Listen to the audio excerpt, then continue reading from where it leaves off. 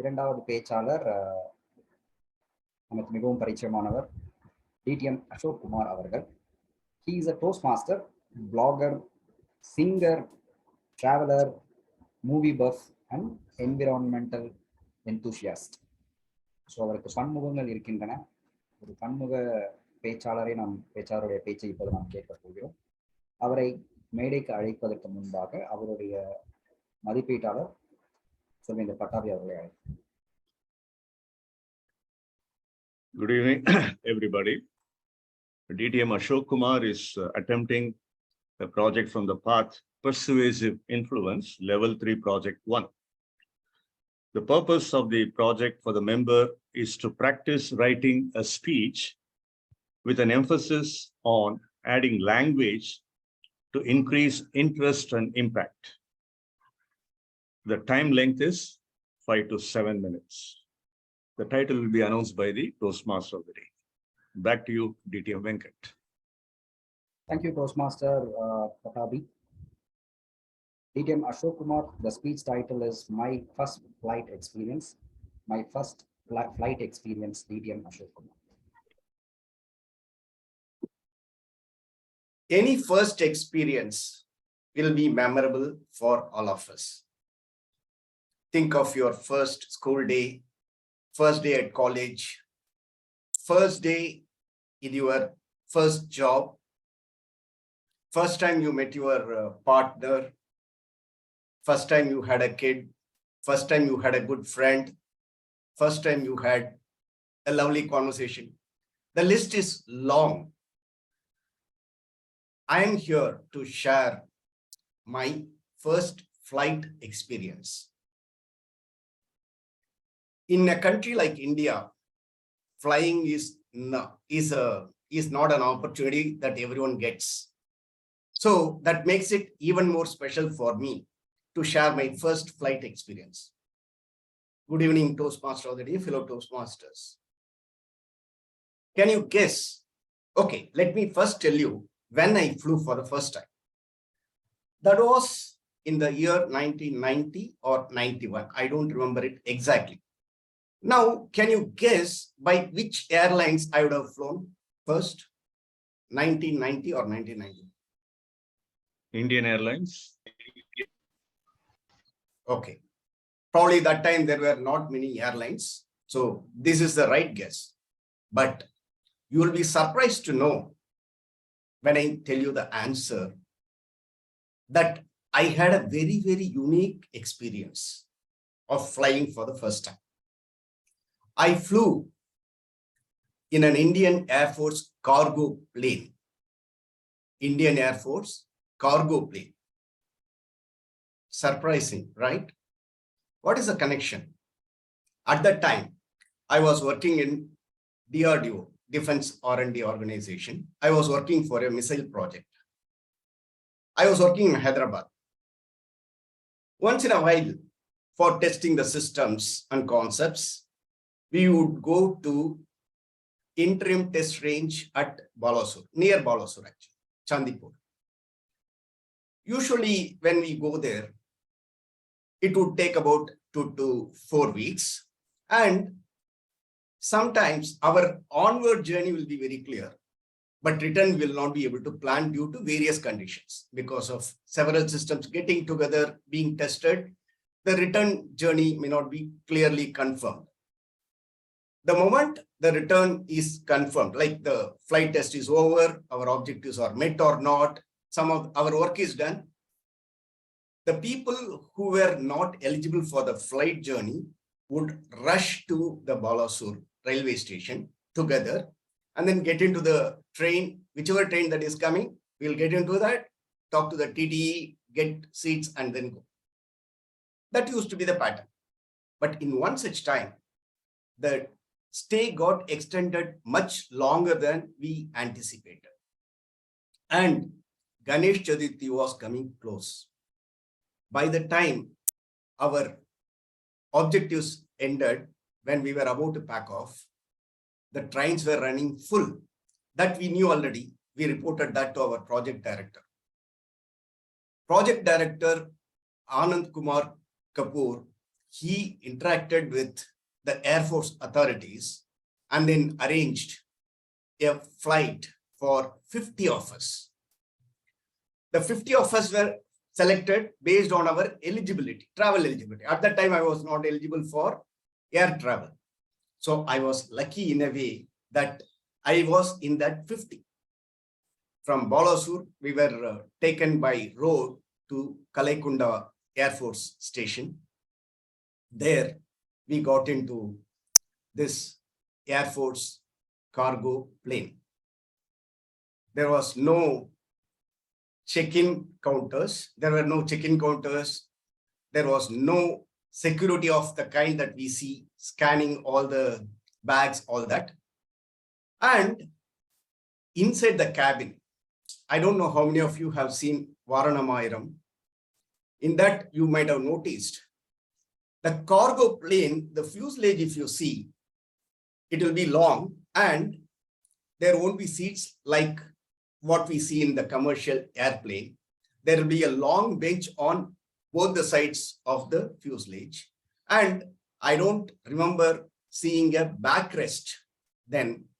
It will be a common bench, whatever was the seat, the similar thing will be there, a running bench or backrest for all of us together.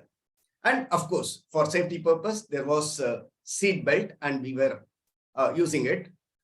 Just like the current air hostesses, there were no security instructions in that style. We were told to follow the safety instructions. Once the flight took off, we were joy. We had complete joy. We were joyful, enjoying. The difference between the normal flight and this flight especially is, it was like a marriage party. All the co-passengers are known to you, your own colleagues, your own friends.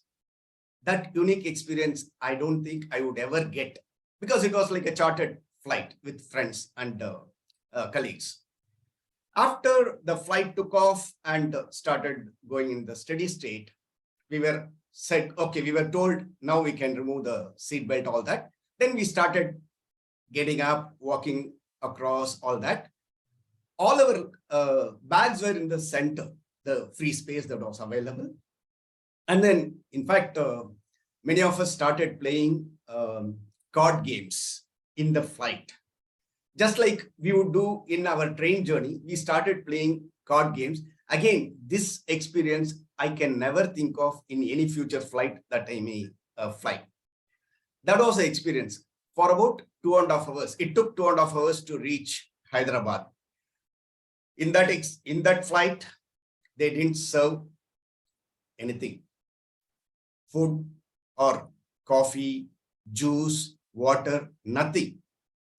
In current low budget airlines, they serve water because that's a basic requirement. So at that time, there was nothing fancy about the internal part or the kind of check-in, check-out, all that. There were strict formalities, filling up forms or writing our names in the registers, all that. With all that, this is an experience that I will never forget. In fact, I will never get it again. It was a fantastic 2.5 hours experience. Subsequently, I had gone to several countries by different airlines.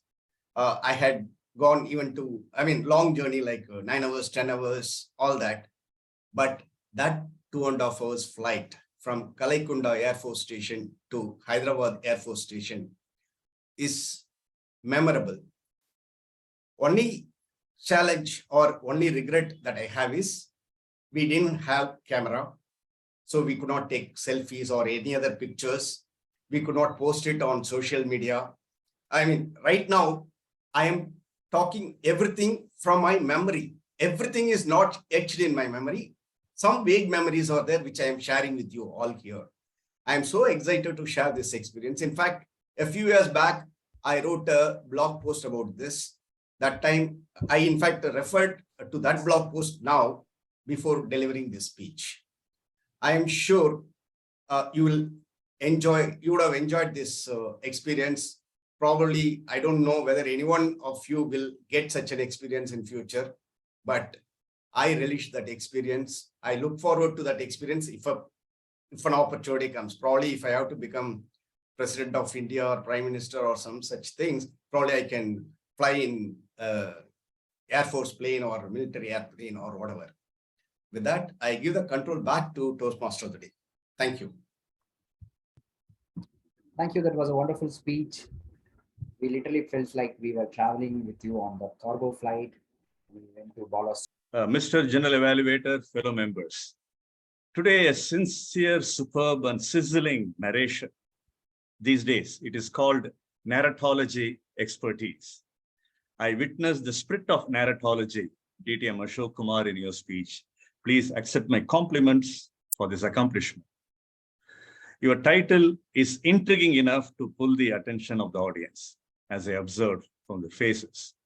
You began mentioning many first-time ventures, friend, girlfriend, college, job, life partner, and so on, and tactfully connected with your speech title. You began with a twist that puzzled the audience. Your first flight was not in a commercial aircraft. Normally, it happens to many of us, but Indian Air Force cargo plane. That twist was amusing and alluring. The narration of work extension at Balaspur at the time of the ensuing Vinayak Chavithi celebration, rushing to Balaspur railway station to catch the train and occupy the seats, enhanced your speech value and speech effectiveness, that particular narration. Another twist was that despite your ineligibility to travel in the air cargo aircraft, your project director considered you, maybe based on some good performance, helped you to experiment and experience your first flight air travel.